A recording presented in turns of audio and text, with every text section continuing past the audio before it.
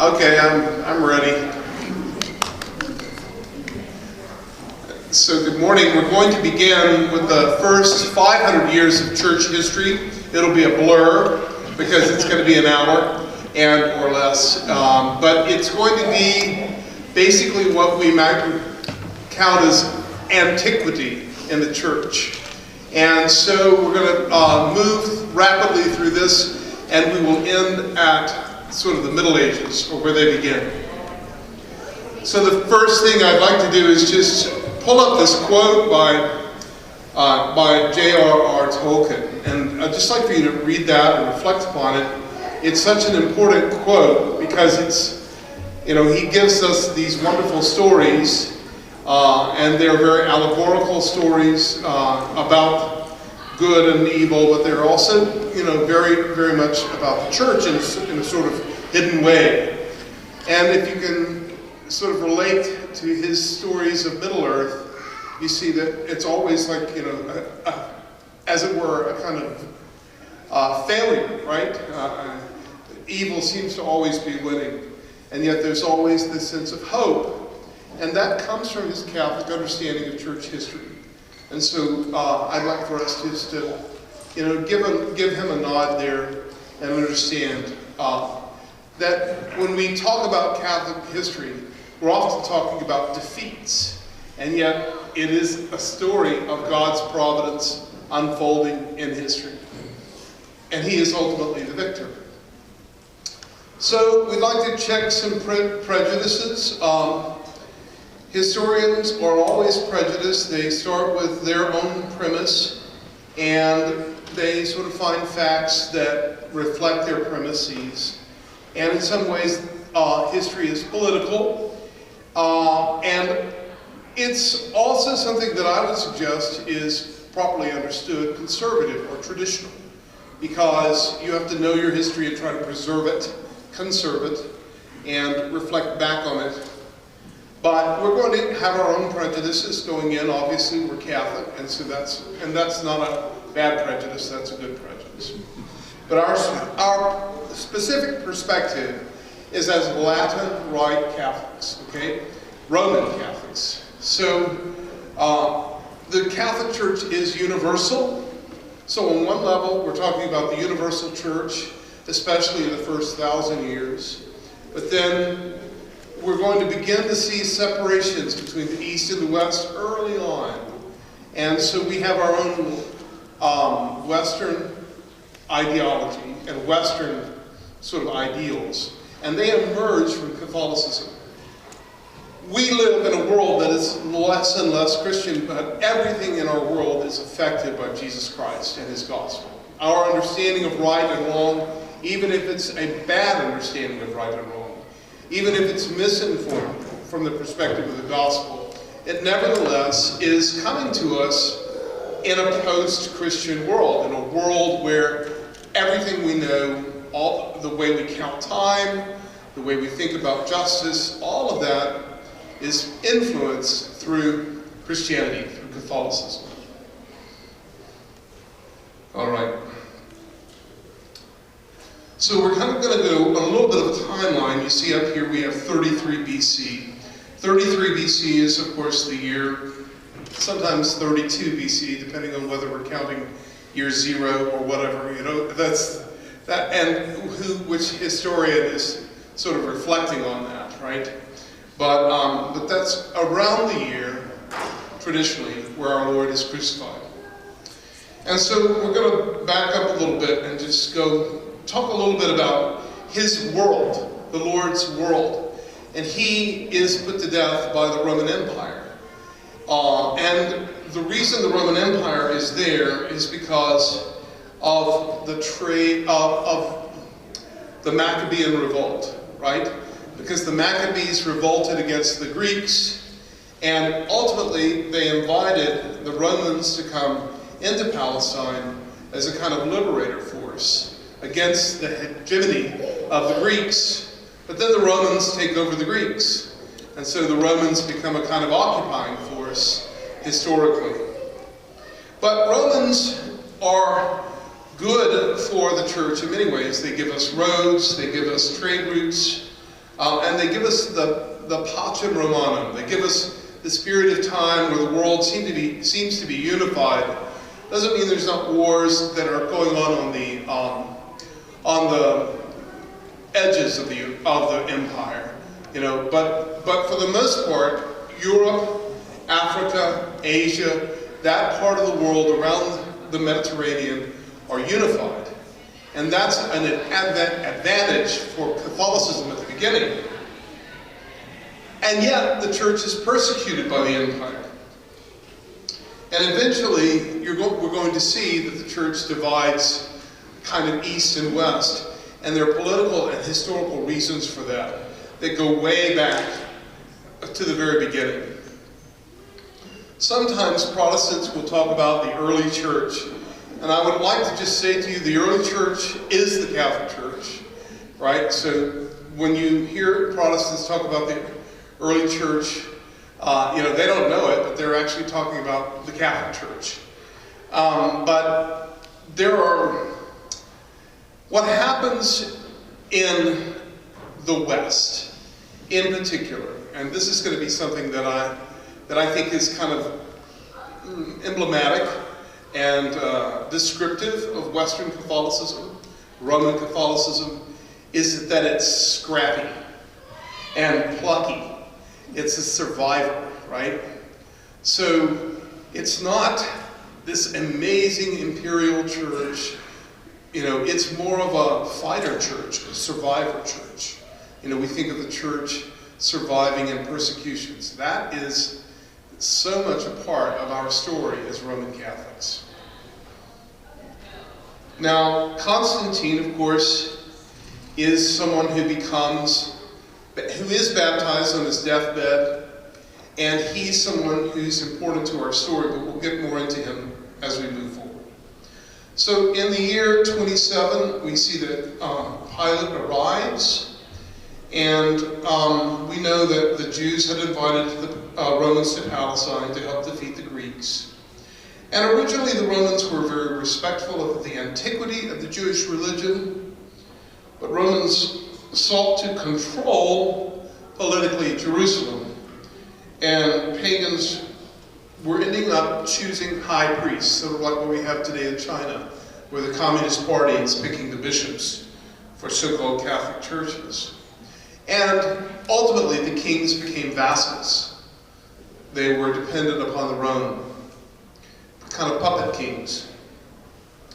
James is the first apostle to be martyred, and his brother John will be the last of the apostles to be martyred.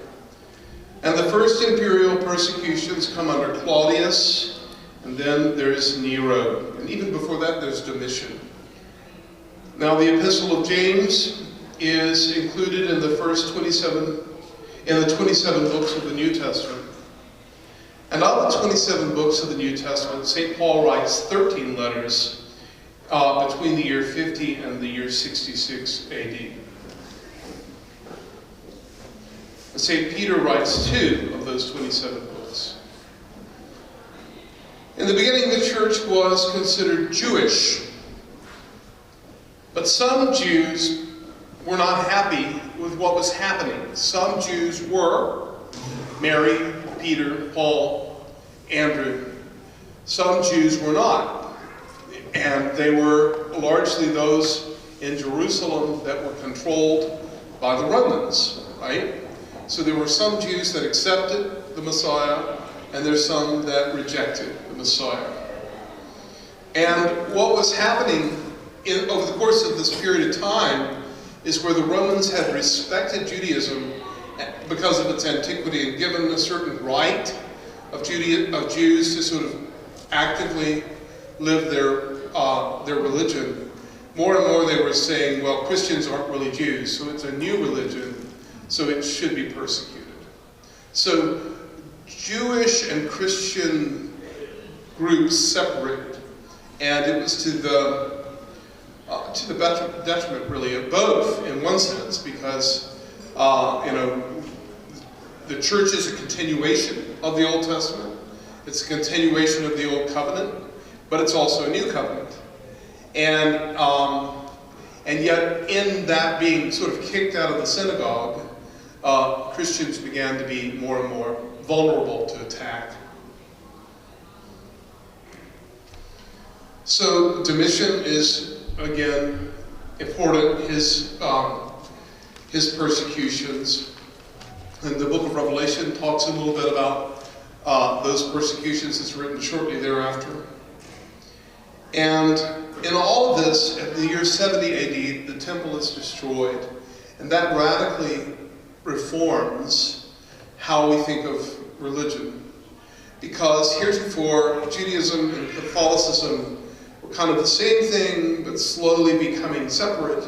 But with the destruction of the temple in Jerusalem, there's no more priesthood, there's no more sacrifice, there's no more temple, there's no more king. And so the Christians are running off saying the Lord is the Messiah, and the Jews are like, what are we going to do? And so that's when modern day Judaism begins to develop. And before 70, the apostles would go and they would pray in the temple, right? They would preach in the temple. So there was a kind of respect, a mutual respect, if not unity. St. James was very, very respected in Jerusalem. But in time, these two parts of the same religion become kind of two religions, if you will. We should say that when we look at this period of time in antiquity, one of the things we look at is the scripture, but the other thing we look at are the fathers, the church fathers, and they're writing things that we still have and we can still study, and you can read them. They're translated online and they're wonderful to read. And when you read these documents from the church fathers, you'll find more and more that, the Catholic Church, the early church, again, is the Catholic Church. So St. Clement is writing his first apostolic, he's the first apostolic father, and he's writing early on. And again, when you read these, it's like, that's Catholicism. You recognize the church. You recognize the Mass.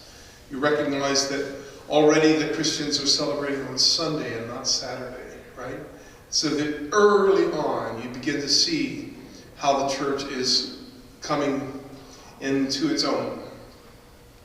There's no temple, and the Christian church goes one way, and modern Judaism kind of evolves. And one of the things the church fathers will tell us, and it sounds shocking to us, is they say that don't follow the Jews, because the Jews came out of the church.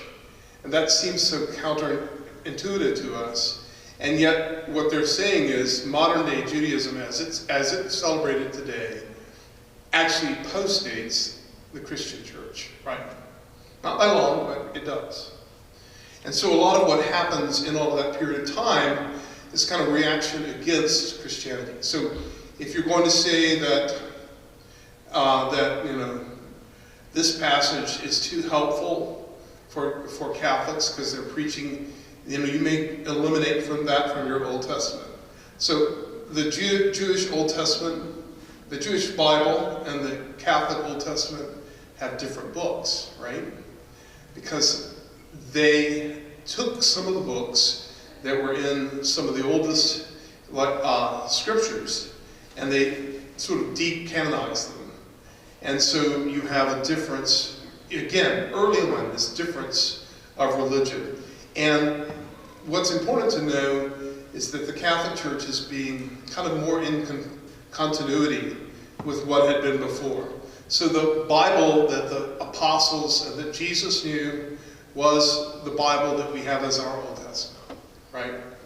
Later, the Jews would eliminate certain books.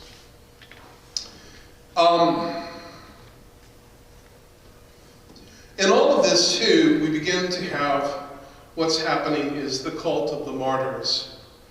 And as these persecutions are taking place, Catholics are giving witness to Christ. And they are giving public witness to Christ. And so much of our spirituality comes from this period of time. And so, for example, Catholics would be thrown into jail and they would be starved, right? So they had to learn and sort of condition their bodies, to be prepared for that. And so they would do penance, they would fast, and they would sort of deprive themselves voluntarily of certain things in anticipation of martyrdom. And this was kind of the toughening, that scrappy quality to Catholicism in the West that I'm talking about. Again, these are great, St. Ignatius of Antioch. If you want to read that or the Didache, these are early documents that I would encourage everybody to read. In the year 155, we have writings from Justin Martyr, and it describes the Mass, and it basically describes the Mass that we celebrate every Sunday. Almost exactly. And so he's writing to a pagan emperor, describing the Mass. And what's happening is, this goes to show you how our belief in the true presence was understood early in the church. Because early in the church, the pagans in Rome accused Catholics of being cannibals, right?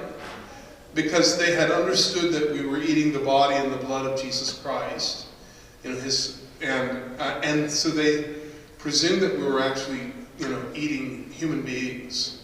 And so that just shows you, first of all, their misunderstanding is an example of how the church was teaching already early on sort of this beautiful faith that comes to us from the apostles and from the Lord about the true presence of Christ in the Eucharist. And what happens is Justin Martyr is writing to a pagan and trying to explain to him the Mass as much as he could. And so it's a great document for us to read.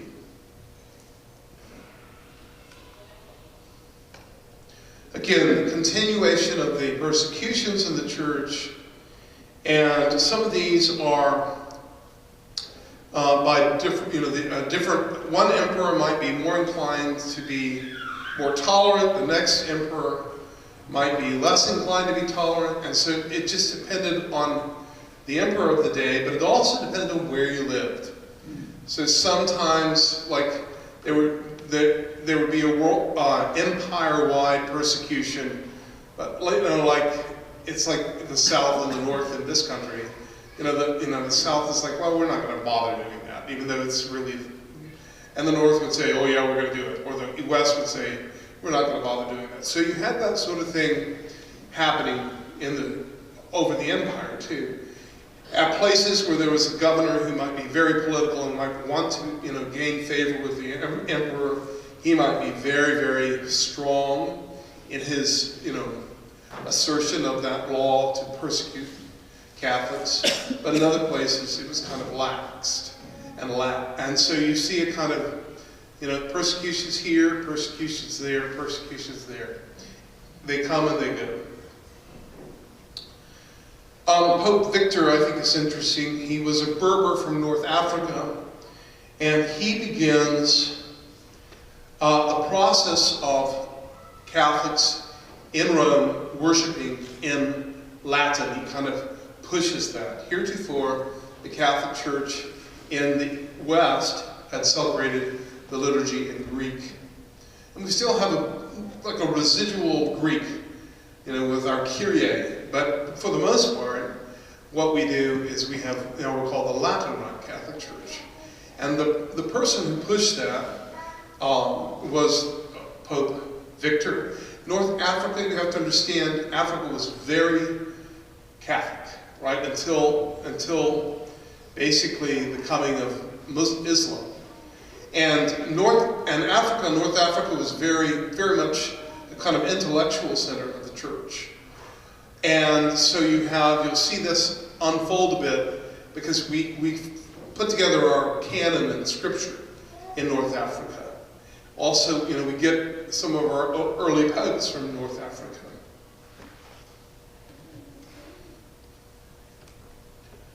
This is Irenaeus of Lyon, and he's a great guy.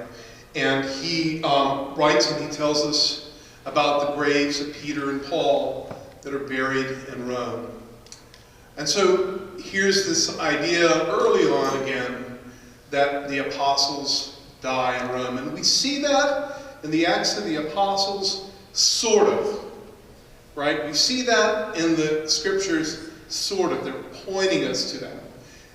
St. Luke stops writing before all of that happens. So, like at one point in scripture it says, and it did this to foresee or foreshadow how Peter would die, right? Crucified upside down in Rome. And Paul, in the book of the Acts of the Apostles and elsewhere, we see that he's being sent to Rome to go to trial. But we never, in the Bible, we don't hear about that trial. We presume, because he was a Roman citizen, that Paul actually gave witness to Nero, because he had the right to appeal his case to Nero. And wouldn't that be wonderful if we had that text, right? So we kind of, and what is interesting about Rome, and this is, I think, important, is it is the center church. It is the sort of center of the church, especially after the destruction of the temple in Jerusalem. Because where the temple of Jerusalem had been a kind of focus for the church early on, it becomes later on transferred to Rome. And in the years 64, 68, in that area, the Apostle Paul and the Apostle Peter are condemned, and Peter's crucified, Paul is beheaded in Rome. And St. Irenaeus knows the story early on.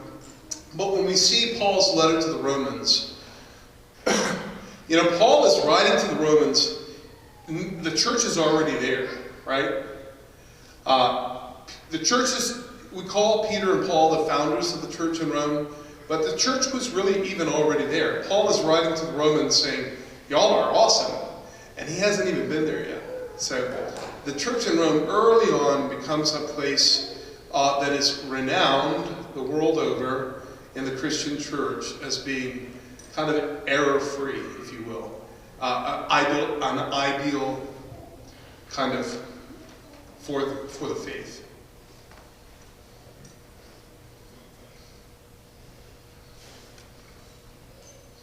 Again, we just continue going through the different persecutions. In a lot of these, we have names in the Roman canon, that Roman Eucharistic Prayer 1 that has all the names, almost all of those names that are in that list. A great many of them died in these persecutions, which again is a symbol of the antiquity of that text, right? That at a certain point it ends.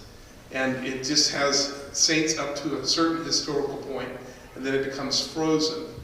And yet it tells us already sort of the cult of the saints, the veneration of the saints, and primarily of the martyrs.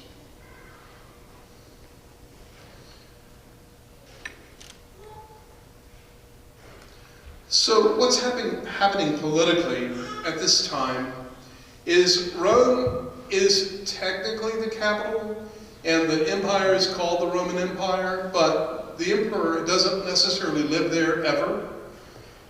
He lives in Trier, he lives in York, he lives somewhere else in the empire. He lives across the Adriatic. He is split. So the emperor is moving his court, and this is because of war. And so if there's a battle with the barbarians in this part of Germany, then the emperor will move the court there. So it's a Roman emperor, but he's not necessarily in Rome. And so the idea of Rome becomes less focused on a particular place and more something of an idea, right? And the emperors, of course, they gain power or lose control not through election and not through peaceful transitions of authority and power, but by and large, by war, by intrigue, by assassinations. So the empire is it's a very, very political thing. And Rome is kind of less in the middle of it and more sort of abandoned by the Roman emperors. Again, always it's sort of the heart of the empire because it is Rome, the eternal city. But it's not exactly where the seat of power is. So the barbarian invasions take place, and they threaten the empire in places, and that brings a lot of soldiers out, and we have a lot of soldier saints in some of this period of time. Saint Maurice, Saint Martin, Saint Sebastian. And the church struggled with that a little bit because, I don't know if I'm making any progress here.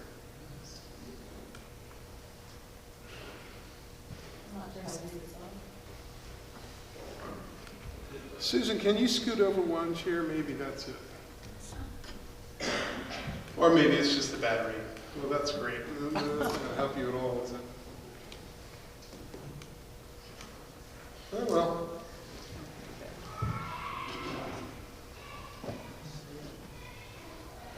If you could skip ahead to somebody sit there and I'll just go next. Sorry. Is that the right one? No, that's backwards. No, that's right. Is that it? That's one wrong? Yeah, one more. One more ahead, yeah. Barbarian invasion. So again, in this imperial time, that's where a lot of our saints that we mentioned in the Roman canon, Chrysogenus, Cosmas and Damian, Lucy, Agnes, Anastasia, they're all giving witness, which is what martyrdom means, really, to be a witness for Christ in a public arena. And it begins to change the minds and the attitudes of the Romans, even the Roman military, even some in the Roman imperial households. So sometimes, the emperor is persecuting Christians while his wife is a crypto-Christian. So you've got, or maybe the emperor is persecuting Christians while certain senators are crypto-Catholics, or people in the household of the emperor are Christian. And the Christians are suffering silently, but they're also not rebelling, right? There's a kind of pacifism to Christianity because it's modeled after the example of Jesus Christ. And so soldiers coming into the church, even though eventually Christian spirituality, Catholic spirituality, will be very martial, kind of, in its understanding. It takes a while for soldiers to receive baptism, and a lot of people receive baptism late because you have to make certain vows, as in the military, right, to the god of Mars or whatever. And so, if you're crypto-Catholic, you're leaning towards Catholicism, but you can't, you politically, and you can't make those vows yet. You sort of put off baptism. There also became this understanding of baptism of blood, right? Some people were literally converted there, there on the spot. And so they were so impressed with a saint who went to their death that one of the soldiers, Magnus is one of them, Saint Magnus, he was so impressed with Spinoza, her courage, that he said, well, I'm gonna be a Catholic too, and he was thrown into the arena and killed without ever having been baptized. So there is that sense of martyrdom as baptism by blood.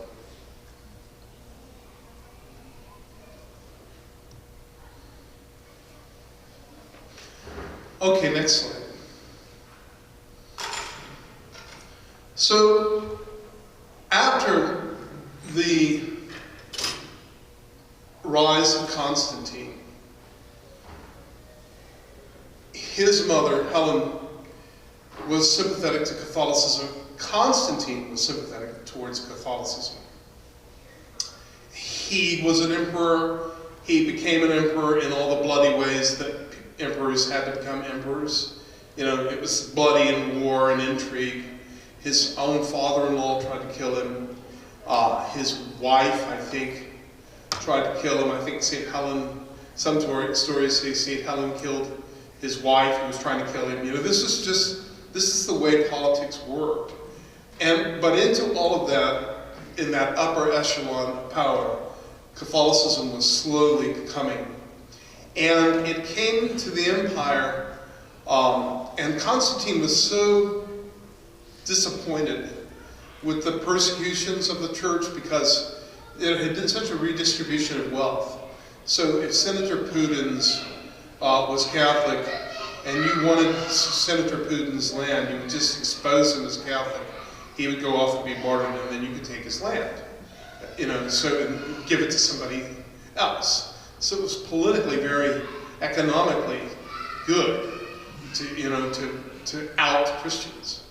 And Constantine, you know, was distressed by this because there had been churches even before Constantine that were burned. There had been libraries that were burned. And so when Constantine comes to power, he has the Edict of Milan. And from the capital, which was at the time in Milan, he says no more persecution of Catholics. And so there's a recognition, finally, of the Catholic Church by the Roman Empire. And it's not necessarily an endorsement, it's more a recognition, and yet it's also something of an endorsement because Constantine, even though he's not not baptized, he nevertheless has this, he surrounds himself more and more with Catholics, with Christians. And so you can sort of tell that his leanings are very Christian. Now he will receive baptism on his deathbed, and he will receive baptism by a semi-Arian bishop. We'll talk a little bit about that. So in the East, he's considered a saint. In the West, we just consider him, yay, thanks God. God bless Constantine, you know. But we don't necessarily have a feast day for him in the West. But that was a real moment of change in the church. And a lot of times you'll hear Protestants or Muslims, and they talk about like Constantine invented, or atheists, they'll say Constantine invented Christianity. He did not. You know, or the Bible was radically different before Constantine came and then changed. That is not the case. We have plenty of early manuscripts of the scriptures that show a consistency in the message. A lot of times Protestants will say, you know, the church was more Protestant before Constantine and he invented Catholicism. So he becomes kind of a point of reference for change in good ways, but also kind of a boogeyman if you're trying to sort of redefine Christianity. He is also going to be the one who calls the first ecumenical council. But one of the things he does, which is really important, is he and Helena, his mother, begin this process of building basilicas. So they've gone through 300 years of stealing Catholic stuff, of killing Catholics, and so there's a kind of guilt. And so the Roman Empire begins this process of building great basilicas. And here is the difference between how Catholics worship and pagans worship.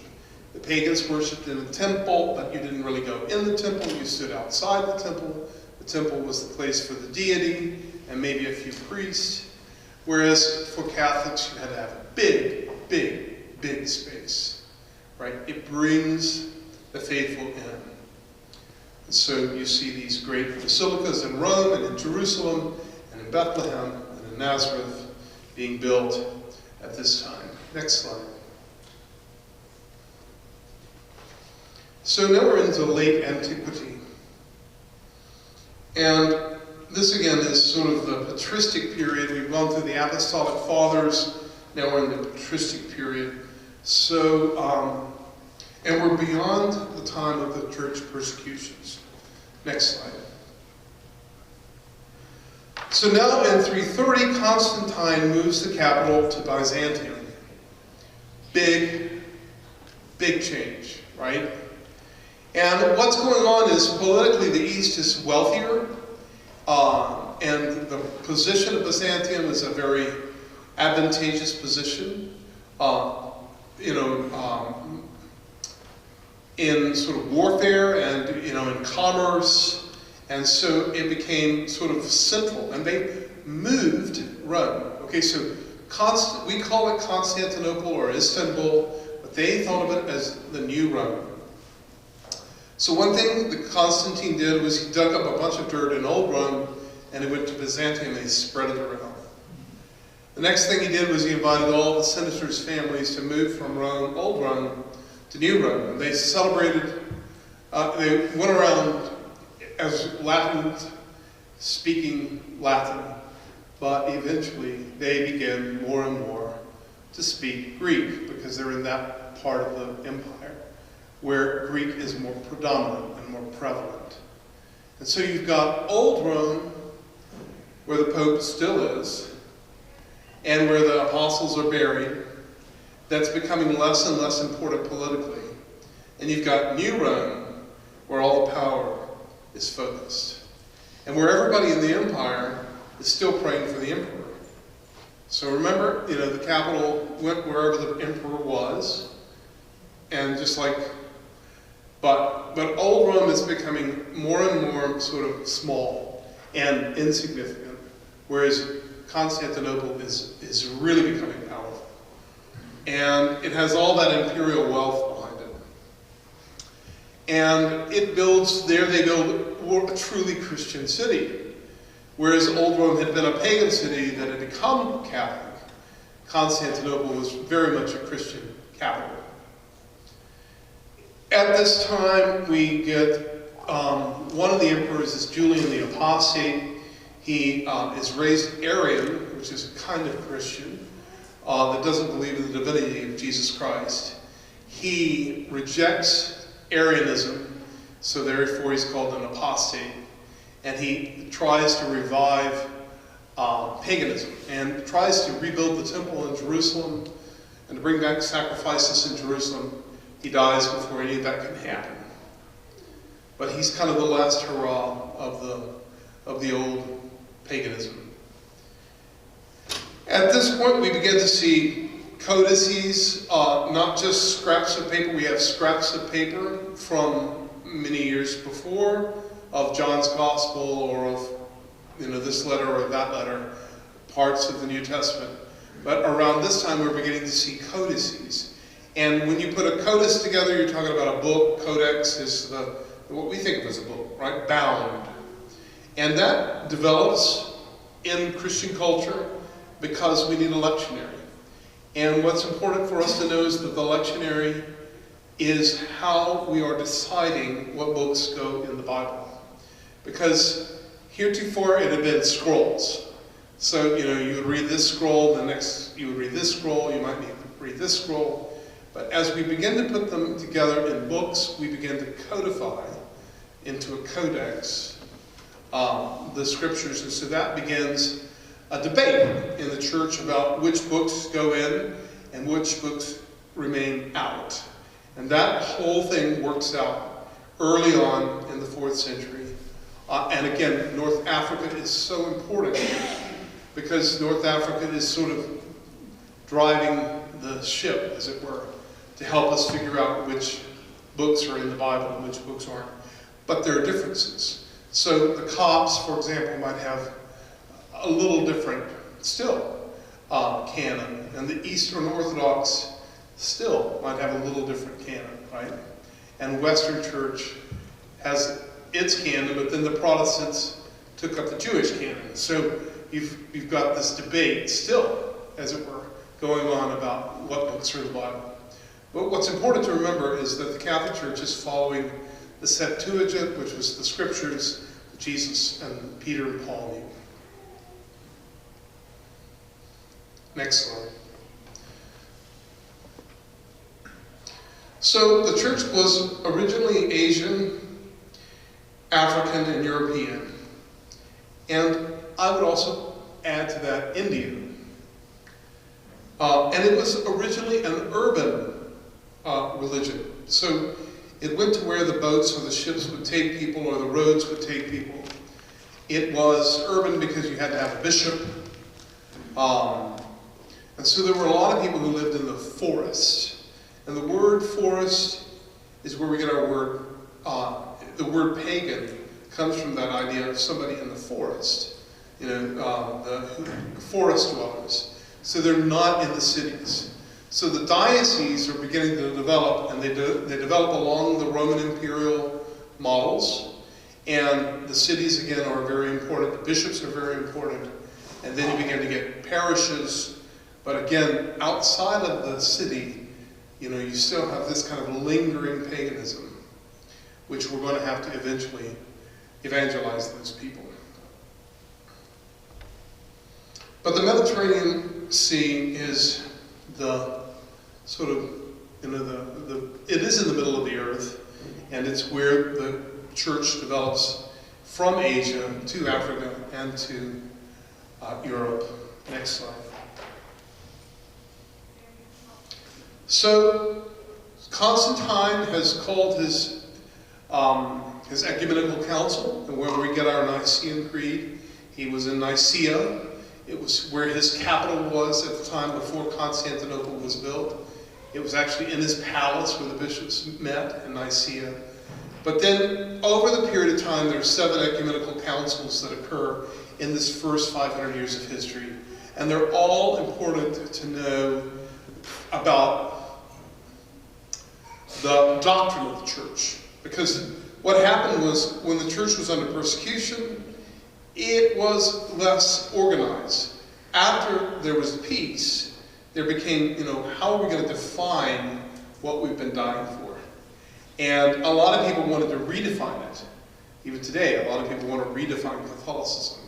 And so there has to be this kind of argument about finding that orthodox center and holding to that center. And those are what's happening with the ecumenical councils, or all the bishops are coming together and sort of defending the faith and pushing out and calling heresies, and pushing out heretics.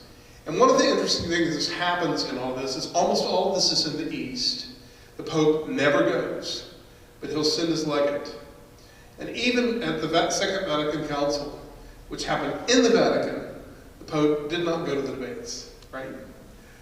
So there's, you know, the Pope is always kind of a bit aloof from this, right? He is, it's an interesting dynamic, because I think it's always like, you know, he gets to veto everything until he says, yes, that is aligned with the church. You know, the council has no authority, so he's super important in this early history of the church.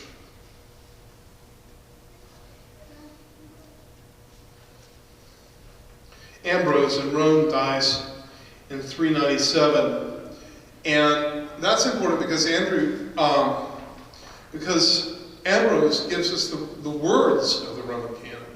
I mean, you know, so we know that the Roman canon goes at least that far back because we have it verbatim. Next slide. Okay, so here's what's happening in the East. There's a lot of power, and so there's not so much a threat because the military is there, the city is very organized, the empire is very organized, and I'm sorry to tell you this, but sometimes when the barbarians would come through, the emperors of the East would say, why don't you all keep going a little farther west? So the Western Empire is collapsing. And it's collapsing in part because the empire moves the capital from the west to the east.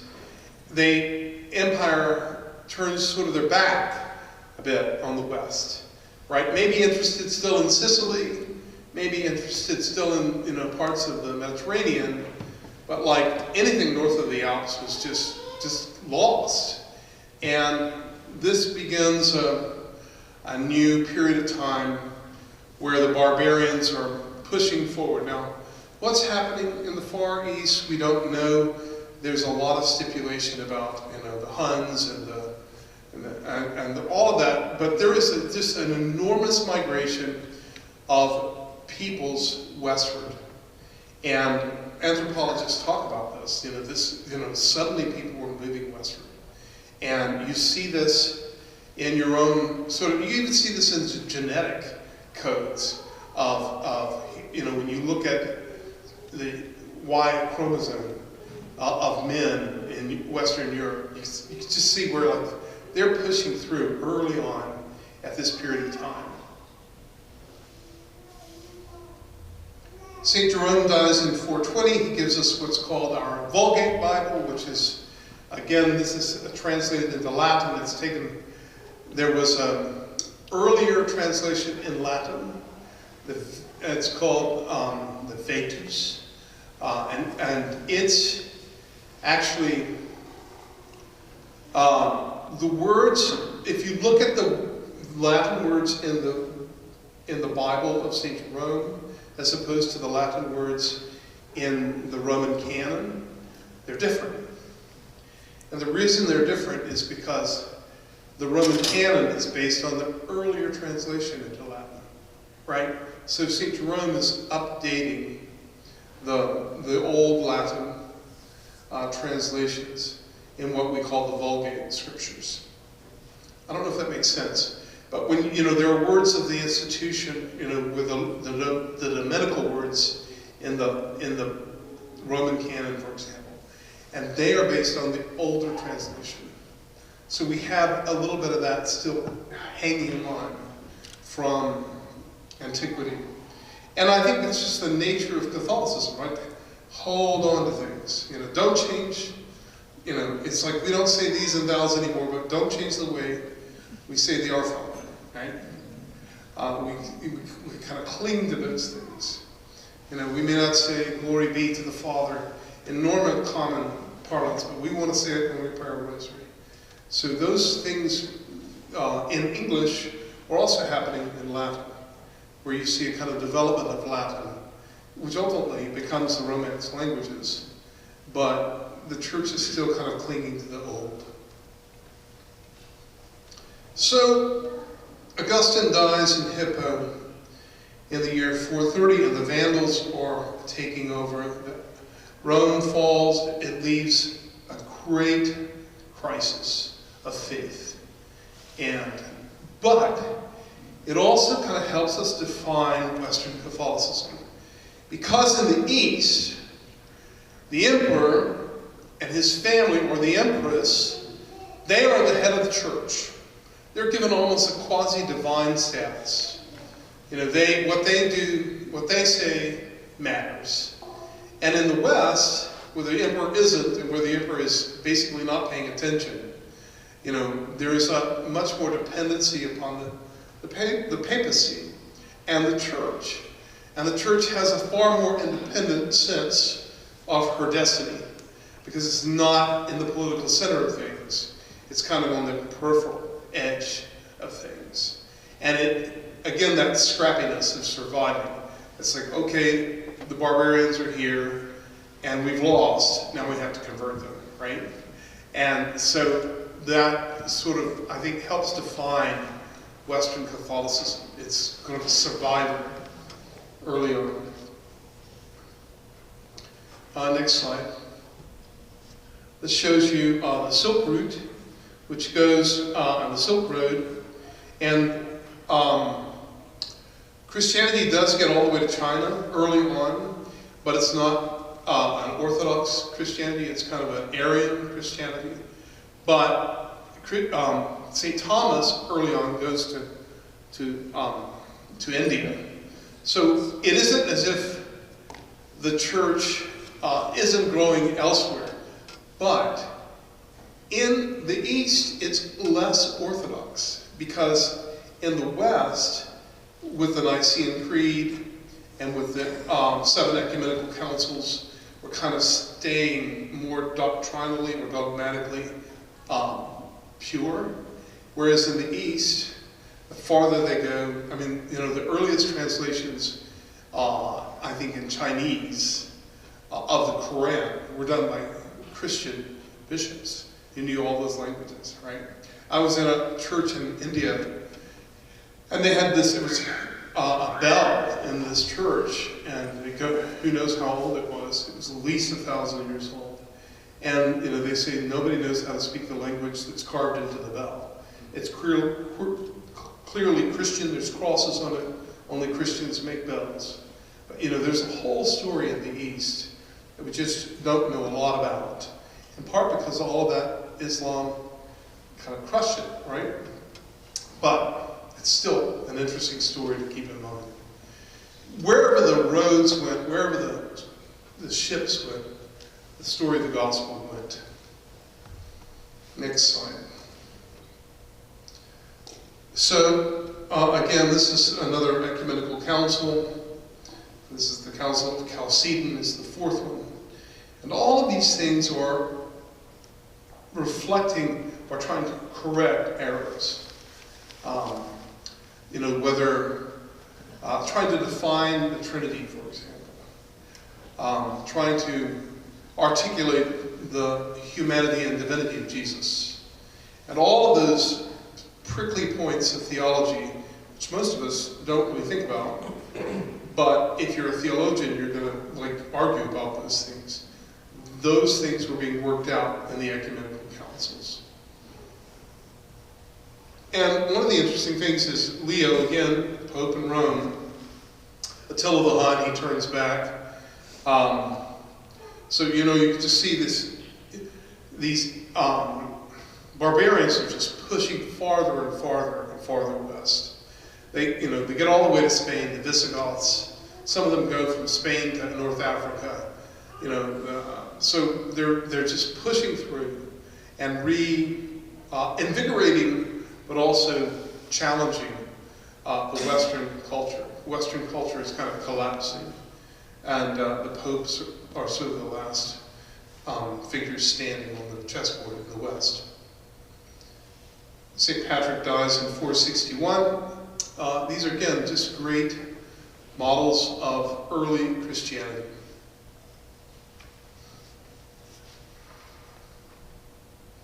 The next slide.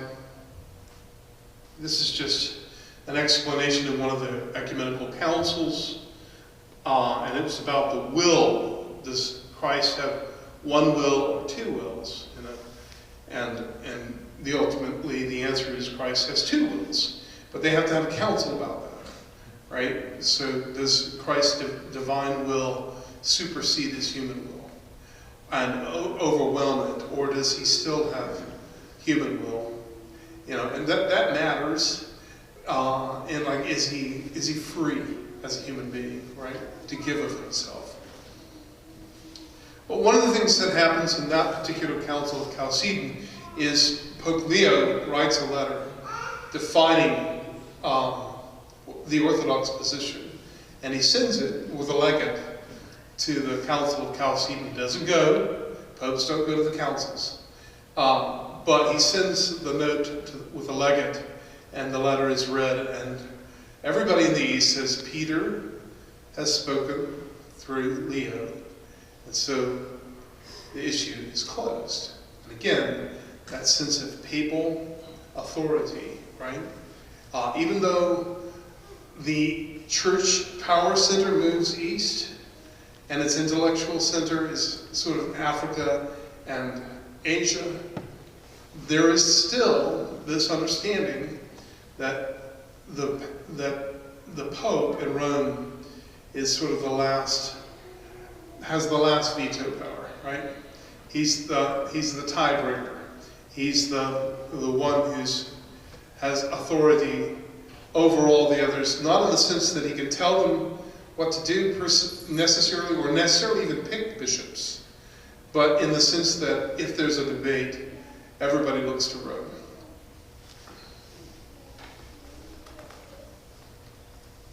us through our first 500 years. Next slide. Pope Gelasius has a missal that our missal is based on. And so, again, this is just showing you the antiquity of how we worship. You know that there are four Eucharistic prayers. There's Eucharistic prayer 1, which is called the Roman Canon. This is the one that St. Patrick knew. This is the one that St. Martin knew. This is the one that St. Gelasius knew. This is the one that goes way back to Rome. Then there's Eucharistic prayer 2, 3, and 4 in our Roman Missal. 3 and 4 are brand new, just invented in the 70s. And Eucharistic prayer 2, there's some sense that it has kind of antiquity, possibly Hippolytus of Rome. But the one that really, really is Roman, which is why I often say it in your parish, is that Roman Canon 1. That's the one that's sort of, has that great antiquity with all those names.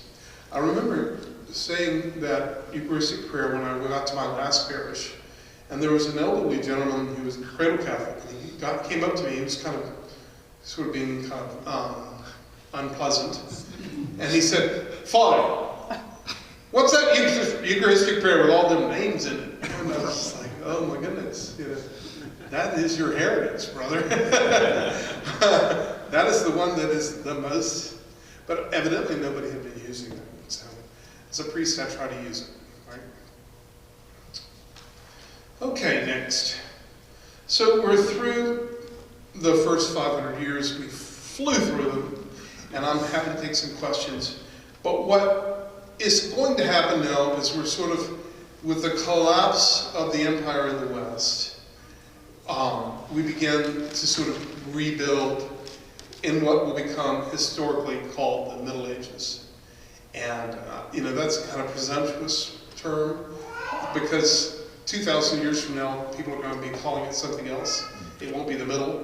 But for us, we still refer to it as the Middle Ages. And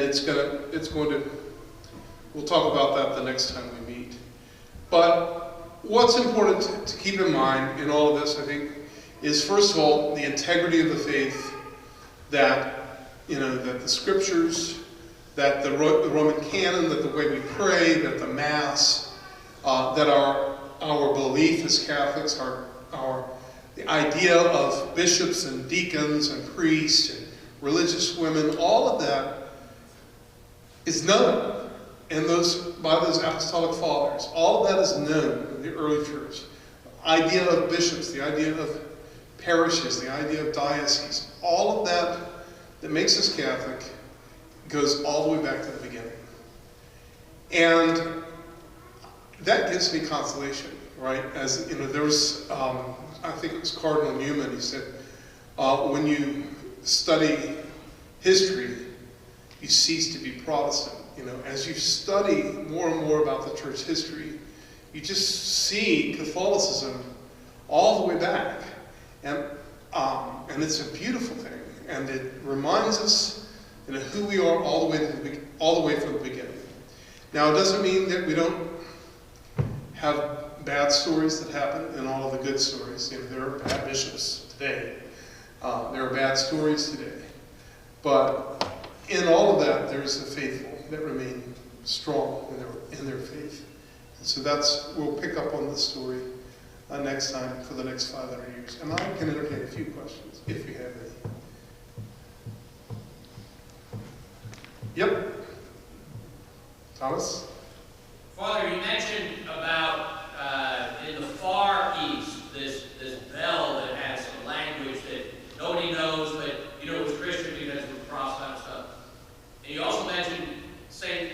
Thomas the Apostle going to India. Mm-hmm. Is that the furthest east continuously practiced faith? That's the furthest east an apostle went, right? And so when you ask Father Joseph Melakara, who's a priest in the Archdiocese of Atlanta, I did this once. He's a very sweet man. And this is before I'd gone to India, and I was just curious about the rite there. Malabarite, and I said, well, what language, do you worship in? And, the way Indians do, they always smile when they talk. It's, why, the language of Jesus, of course. So, they celebrate the liturgy in Aramaic, in literally the language that Our Lady and St. Joseph would have spoken to our Lord as a child. And that, again, is such a powerful kind of idea, really. And I love that continuity. Now, in India, historically, there's Goa, and Goa is farther north, and Goa is where Catholicism comes in with Francis Xavier and that period of time. But south of that is the old part of Christianity, which was St. Thomas, right?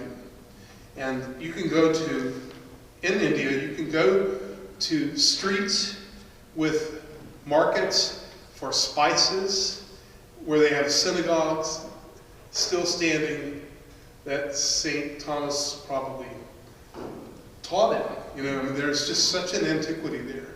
And it's fascinating. I don't know if that answered your question. Deacon Tom. All right. God bless.